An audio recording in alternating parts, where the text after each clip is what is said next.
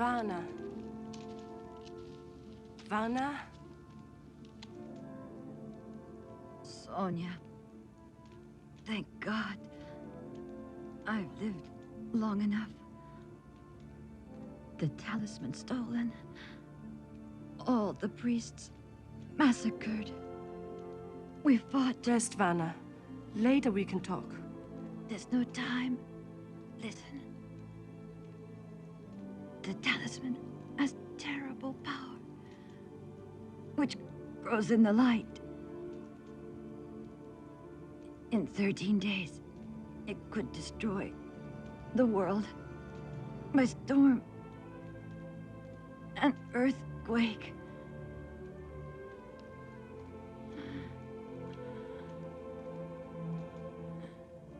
You must destroy the talisman, Sonia.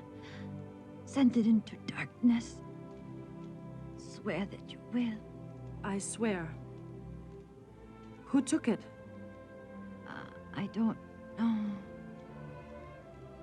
There was a woman with a gold mask. Soldiers. Where did they take it? North? South? Varna?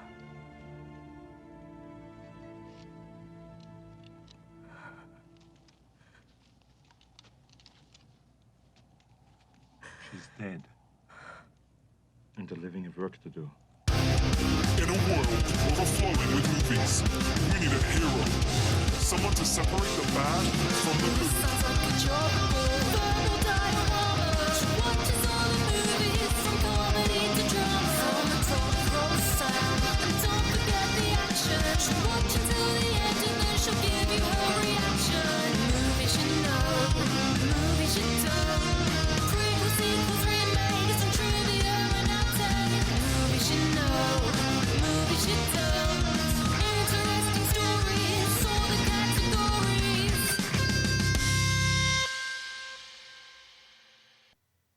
Hi everyone, I'm Emma and welcome to Verbal Diorama, episode 309, Red Sonya. This is the podcast that's all about the history and legacy of movies you know and movies you don't. And no man may have me unless he's beaten me in a fair fight. And that is true. Welcome to Verbal Diorama, whether you're a brand new listener, whether you're a regular returning listener. Thank you for being here. Thank you for choosing to listen to this podcast. I am so happy to have you here for the history and legacy of Red Sonya. And if you are a regular returning listener, thank you for continuing to listen to this podcast and coming back and continuing to support this podcast over the last 6 years and over 300 episodes. Genuinely blows my mind that people still keep coming back to this podcast and that I still keep putting episodes out of this podcast. But it genuinely means so much to have you return. Even if you don't return for every episode, I'm really glad that you return for some episodes. So thank you so much. And if this is your first time to this podcast, you are so very welcome. And I hope you enjoy this episode on Red Sonya. Last episode was Black Widow, a female Marvel Comics character who was long overdue her own solo film within the MCU.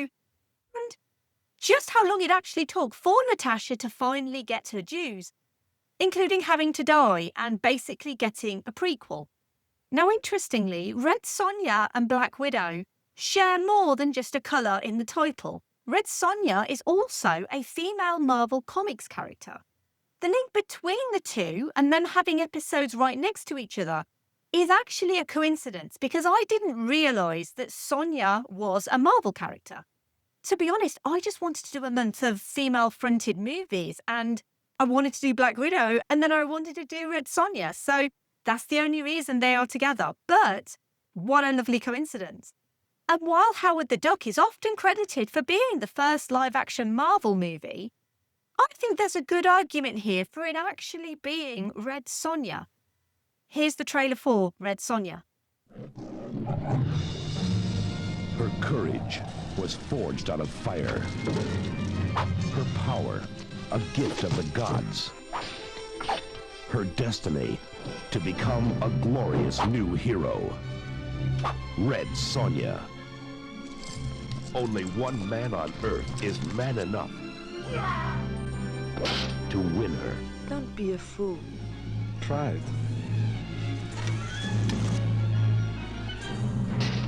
To love her. to join her great adventure. Arnold Schwarzenegger is Lord Kalidor. Kill them. Two legends unite to destroy the Earth's greatest evil. God, Majesty, what you want? The world, Eagle! We must find a way in.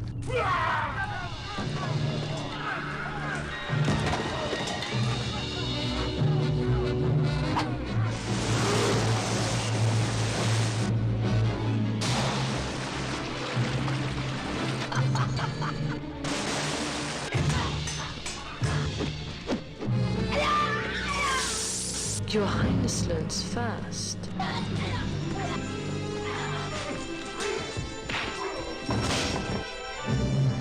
I make it a rule never to take a woman unless she can beat me in a fair fight. Arnold Schwarzenegger, Why not? Brigitte Nielsen.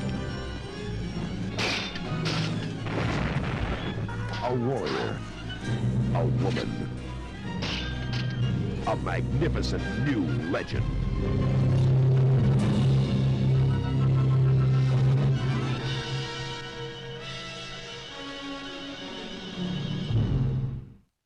After being attacked and left for dead, Sonya is gifted with the mastery of the sword and seeks revenge on the evil Queen Gedren. Gedren has stolen the talisman, a mysterious relic that can only be touched by women, that has the power to destroy cities with earthquakes and storms. After a priestess manages to survive the ambush by Gedren and her soldiers, she is mortally wounded and is discovered by Lord Kalidor, and asks him to find her sister Sonya, the only person with the power to defeat Gedren and save this world. Let's run through the cast of this movie. We have Arnold Schwarzenegger as Lord Kalidor, Brigitte Nielsen as Red Sonja, Sandal Bergman as Queen Gedren, Paul Smith as Falcon, Ernie Reyes Jr. as Prince Tarn, Ronald Lacey as Eichel, Pat Roach as Breitag, and Janet Agron as Varna. Red Sonya was written by Clive Exton and George MacDonald Fraser, was directed by Richard Fleischer, and was based on Red Sonya of Rogatino by Robert E. Howard. But are we talking about Red Sonya or Red Sonya? And what's the difference? Well, Red Sonya is based on Red Sonya, which was in turn partially based on Red Sonya. Two of those Sonyas have a J in the name. The other has a Y. But they're all sort of linked. Robert E. Howard's Red Sonya with a Y appears in his 1934 short story The Shadow of the Vulture, and she's quite different from the fantasy character most people know today. The story is set in 1529 during the Siege of Vienna, when the Ottoman Empire under Suleiman the Magnificent was advancing into Europe. This is historical fiction, not fantasy. There's no magic, monsters, or mythical kingdoms. Red Sonya of Rogatino is a Polish-Russian warrior woman fighting against the Turkish invasion. She's described as having red hair and is skilled with the sword. She's portrayed as fierce, vengeful, and driven by hatred for the Turks who destroyed her homeland. In The Shadow of the Vulture, Sonya is allied with Gottfried von Kalmbach, a German mercenary. The plot involves their adventures during the siege, including encounters with Mikhail Oglu, a Turkish commander. The story has Howard's typical themes of warfare, revenge, and cultural conflict. Like much of his work, it's a pulp adventure story with vivid action sequences and dramatic characters. Howard was known for his historical adventure tales as much as his fantasy work, such as Conan and Solomon Kane. Unlike Conan, Red Sonya only appeared in this one published story during Howard's lifetime, although he may have written other unpublished stories. She remained a relatively minor character in his bibliography, so in that case, how can she have a movie adaptation?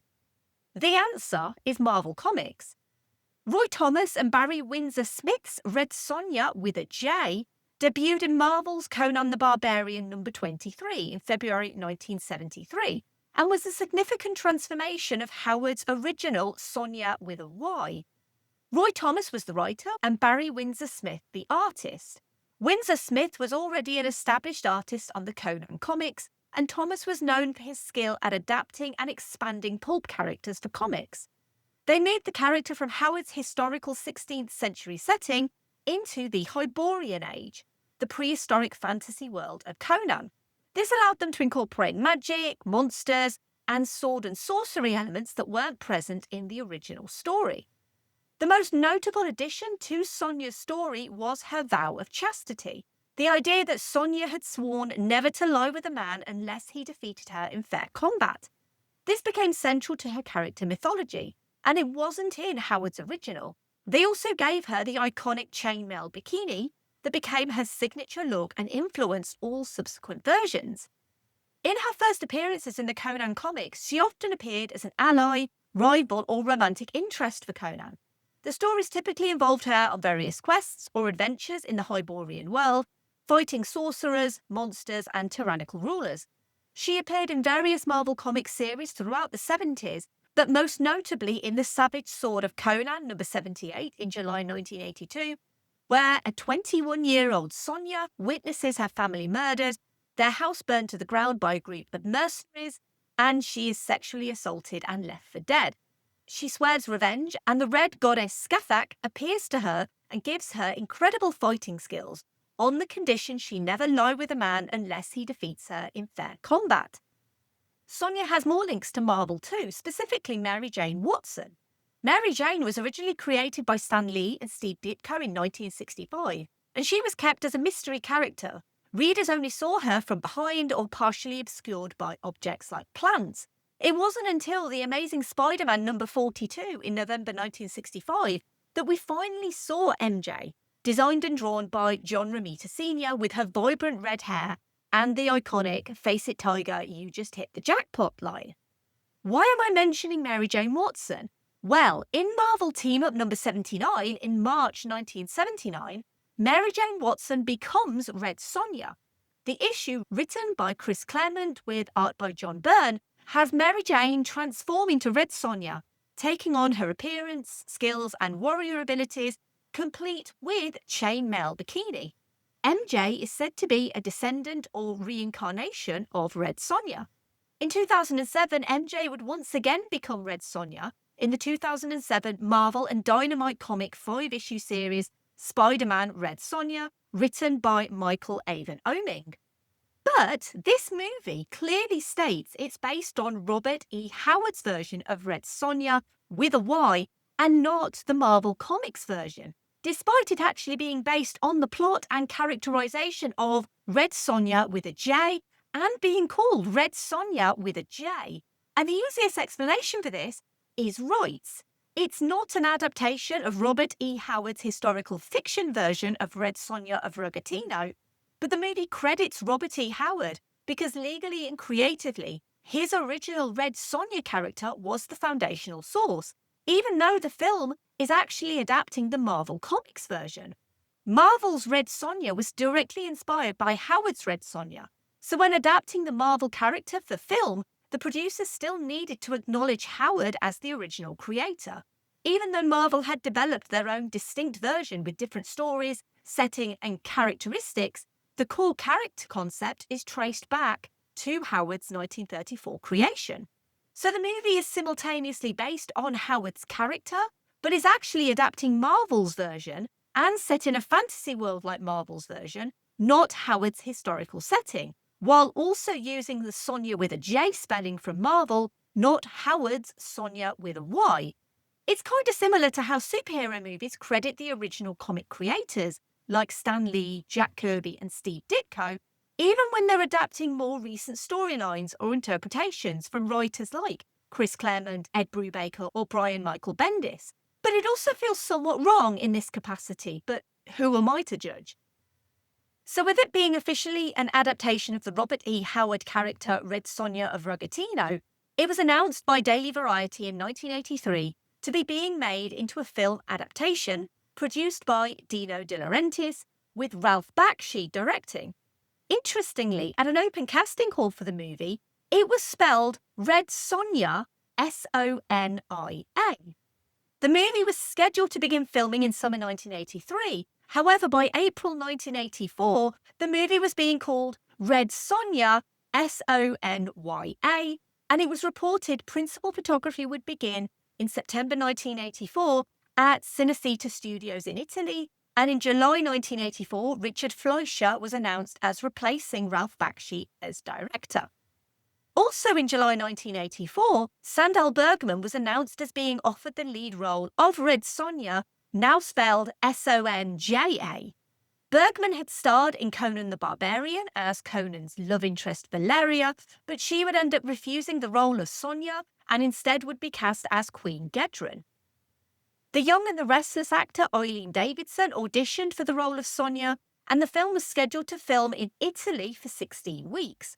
But Eileen Davidson wasn't successful at getting the part, and the production still didn't have its Sonia. Producer Dino De Laurentiis would spend a year in total looking for someone statuesque and Amazonian, and he was still looking for a Sonia 8 weeks before shooting was scheduled to start. He saw model Brigitte Nielsen on the cover of a fashion magazine and immediately set about trying to find her. Nielsen was in Milan for a modelling job, and De Laurentiis flew her to Rome for a screen test, which she passed, and the production had its red-headed heroine. But then there's another question about this movie. Why is Conan in this movie? And why isn't he called Conan? Well, Arnold Schwarzenegger broke through into Hollywood with his role in the 1982 sword and sorcery film Conan the Barbarian, which was a box office hit, and immediately a sequel was commissioned, Conan the Destroyer, in 1984. Conan was also a Robert E. Howard character. The planned third Conan film, Conan the Conqueror, fell into development hell in the late 80s. It would eventually form the basis of the 1997 fantasy film Kull the Conqueror. Meanwhile, Schwarzenegger was becoming a household name thanks to James Cameron's 1984 sci-fi horror slasher, The Terminator. Arnold Schwarzenegger initially agreed to appear in Red Sonja as a favour to Dino De Laurentiis, who had basically given him his big break in Conan, and with whom he'd signed a multi-picture deal. But the situation became much more complicated than originally planned. Allegedly, Dino De Laurentiis didn't have the budget to pay Schwarzenegger for a full shooting schedule, so he came up with a workaround. He'd make a pseudo-Conan spin-off movie, Red Sonia, to fulfill contractual obligations without the full expense, and he'd get Schwarzenegger to cameo in the movie. It makes sense because the audience loved him in Conan, so why not have him show up here too? Except they couldn't use the name Conan because they didn't have the rights to the name. So they renamed the character Lord Kalidor. An unofficial explanation endorsed by fans is that Kalidor is one of Conan's travelling names, like when Gandalf is known as Mithrandir during his various travels through Middle-earth. The problem was, while Schwarzenegger agreed to a cameo, quietly the role was being beefed up, and when he arrived on set, he ended up filming for 4 weeks. After watching a rough cut of the movie, he realised that his role had been expanded to full-blown co-star, thanks to crafty angles and multiple cameras. Schwarzenegger also performed all of his own stunts. Considering his status at the time as an up-and-coming leading man, with also commitments to other movies like Commando, Schwarzenegger didn't really have the time to be deceived by Dino De Laurentiis. Not that he had a bad experience filming. Schwarzenegger and Nielsen actually started an affair during filming, something which both have since confirmed, and at the time Schwarzenegger was in a relationship with his future ex-wife Maria Shriver. The costume designer on Red Sonia is Danilo Donati. He's also the production designer too. A lot of people did double or triple shifts on this movie. He was last mentioned in the episode on Flash Gordon, which had sumptuous costuming. That's episode 296 of this podcast. Gone is the chainmail bikini from the comic book. Also on the crew, the legendary Ennio Morricone composing the score. The special effects have actually aged quite well, with some beautiful matte paintings and the Dragon Bridge all playing a part to build the world of Hyboria. There's even a charm to the mechanical water snake monster, which is credited as Killing Machine. The fish machine and spider designers and builders were Colin Arthur and Giuseppe Tortora. Many of the crew had also worked on the Conan movies, including the director. Also working on this movie was Ernie Reyes Sr. as the martial art consultant, who also worked on The Last Dragon, and also with his young son Ernie Reyes Jr., who stars here as Prince Tarn. Soon after finishing Red Sonia, Schwarzenegger felt his relationship with Dino De Laurentiis was soured by his deception and decided to terminate, no pun intended, his 10-year contract after the 1986 movie Raw Deal. Schwarzenegger's success would be cemented the following year by Predator, which is episode 267 of this podcast. Red Sonia was filmed on location across Italy, in Salerno, in Rome at the Stabilimenti Cinematografici Pontini, and the Abruzzi Mountains. Production wrapped a day and a half later on the 21st of December 1984, 59 days after it commenced rather than 58 days. The delay was blamed on torrential rains in the Abruzzi Mountains during October 1984. Post-production moved from Italy to MGM Studios in Culver City, California, where Dino De Laurentiis oversaw the progress on this movie personally. This is a perfect opportunity to segue into the obligatory Keanu reference of this episode. And if you don't know what that is, it's where I try and link every movie that I feature with Keanu Reeves for no reason other than he is the best of men. And I did actually have a different obligatory Keanu reference. And what that was I wanted to link this movie somehow to 47 Ronin, which is obviously Keanu using swords. And then something else came to me, and I thought this one way better. And it's via Tad Horino, who played the sword master in this movie. Now, he's no stranger to Hollywood movies, but his best role was undoubtedly that of Confucius in Bill and Ted's Bogus Journey with Alex Winter and, of course, Keanu Reeves. And that is the easiest way to link Keanu Reeves to Red Sonja. Red Sonja was released on the 5th of July 1985, the same week as Back to the Future, which clearly didn't help it gain any type of stronghold with viewers. Also out at around the same time, Rambo First Blood Part 2, Cocoon, St. Elmo's Fire and The Goonies, all of which did better than Red Sonja on its debut.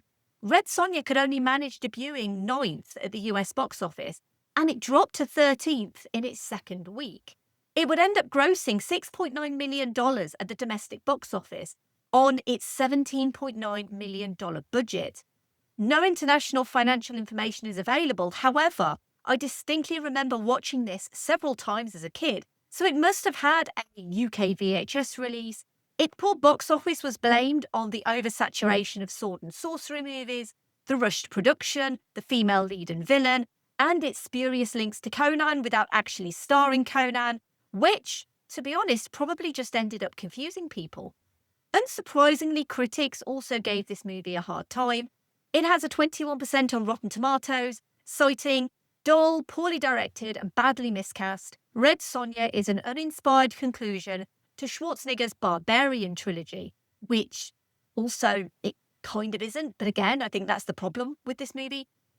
Even Schwarzenegger jokes that it's the worst film he's ever made, saying, quote, "Now I tell my kids that if they get out of line, they'll be forced to watch Red Sonja 10 times in a row. It must be working because I've never had much trouble with any of them," unquote. Red Sonja, though, was nominated for 3 awards. They were just Golden Raspberry Awards. Worst Actress and Worst New Star for Brigitte Nielsen, and Worst Supporting Actress for Sandal Bergman. Nielsen won in the Worst New Star category, and that was shared for her performance in Rocky IV. Now, despite Red Sonja's critical and commercial bashing, it's become somewhat of a cult classic over the years, and a remake has been on the cards for a surprisingly long time. It started with Robert Rodriguez in 2008, wanting to do a remake starring Rose McGowan as the title character. By 2010, Conan and Lara Croft Tomb Raider director Simon West was slated to direct a remake starring Amber Heard.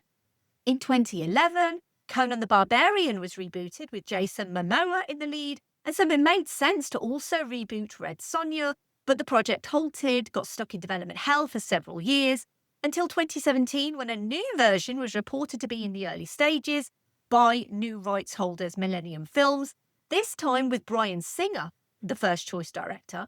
He was hired in 2018 and then fired after his sexual abuse allegations came to light. A new version written and directed by Joey Soloway was announced, before again nothing happening. Another version in 2021 was being written by Tasha Howe and directed by Soloway, with Hannah John Carmen lined up to star. But by March 2022, John Carmen and Soloway had left the production, with MJ Bassett now the new writer-director. In August 2022, Millennium confirmed production on the new Red Sonia had begun in Bulgaria, with Italian actor Matilda Lutz cast as Sonia, with the character based on the dynamic entertainment version of the character, where the original Marvel Comics Sonia was killed and replaced by Dynamite's reincarnation. And this new version, which apparently does contain much more chainmail bikini, as of making this episode is not yet out, but by the time this episode is out, the new Red Sonja will have come out, as it's due to be released in the US on the 13th of August 2025, apparently for one day only. It's a bold strategy, Cotton. Let's see if it pays off for them. It then goes to video on demand in the US on the 29th of August, but it won't be out in the UK till later this year. But back to this Red Sonja, because this was a movie I remember watching a lot as a kid. So yes, nostalgia goggles are firmly on for this one. But while I'll never say it's a good movie or even an okay movie, there are parts of it that I really like. The visual effects still look really good. I have it on Blu-ray, and the matte paintings might be obvious, but they're also really well done. I adore the production design in some areas. The room filled with candles. I have no idea how many health and safety assessments they had to write up to get that done, but probably none because this was the 80s. But it's so pretty.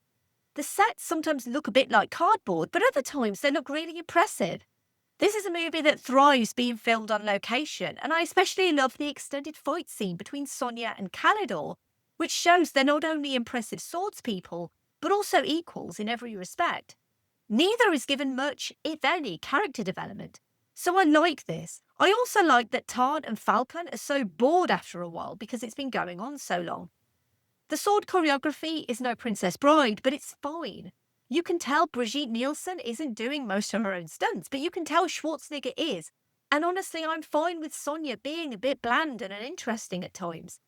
What always struck me, even as a child, was this being a live-action fantasy movie with a female hero and a female villain. That seemed so unique to me at the time. And while as a child I didn't really understand the reasons why Gedren hated Sonia so much, the queerness of the character is so blatant.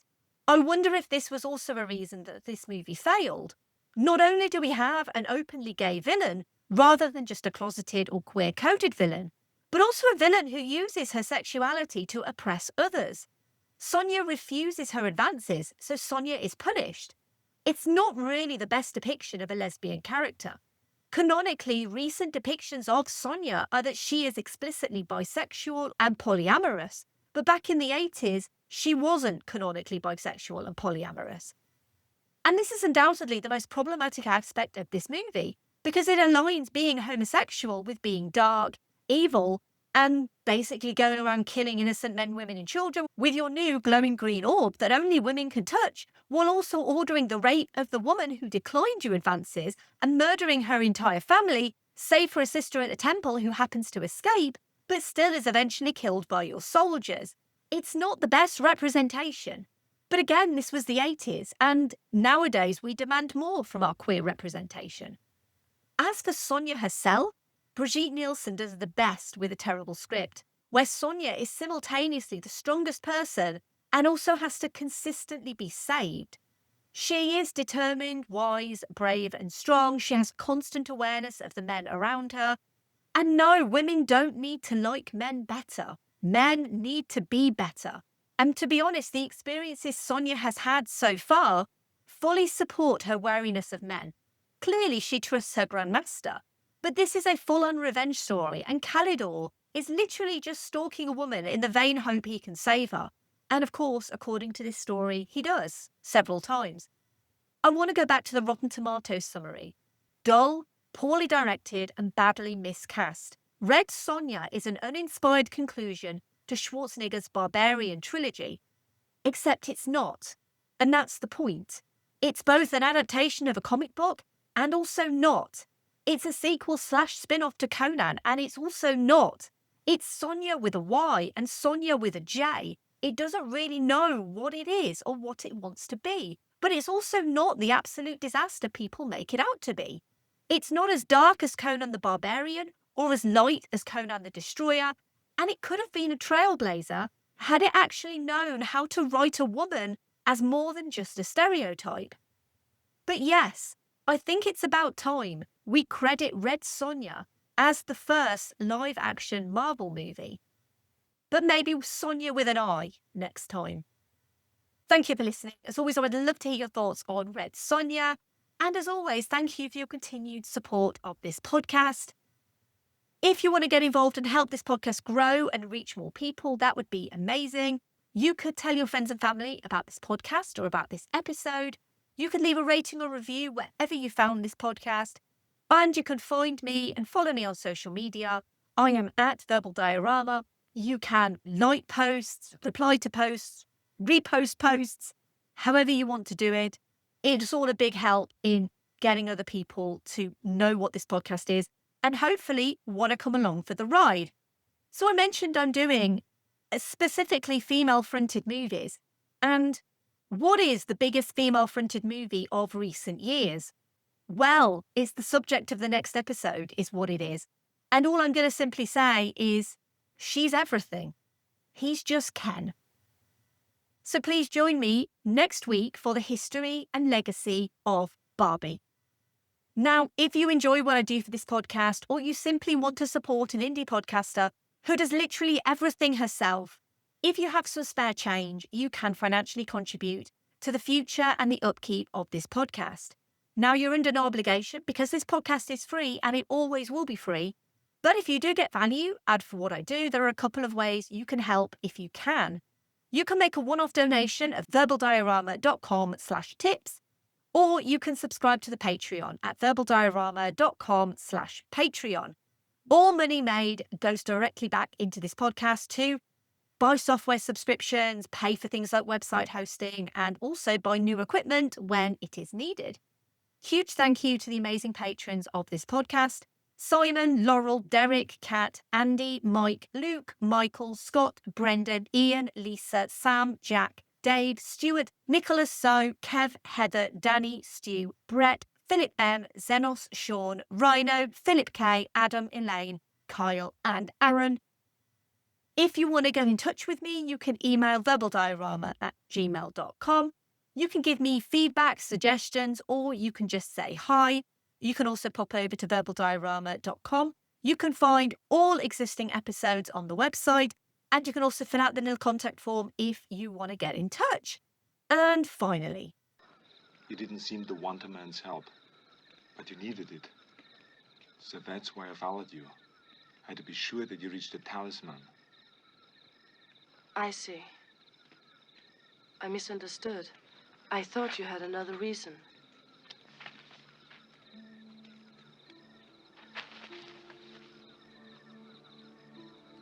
I did.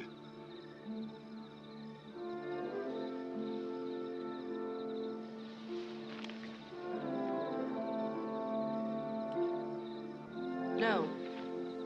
I'm under a vow. No man may have me unless he has beaten me in a fair fight. So, the only man that can have you is one who has tried to kill you. That's logic. bye. Movies you know, movies you don't.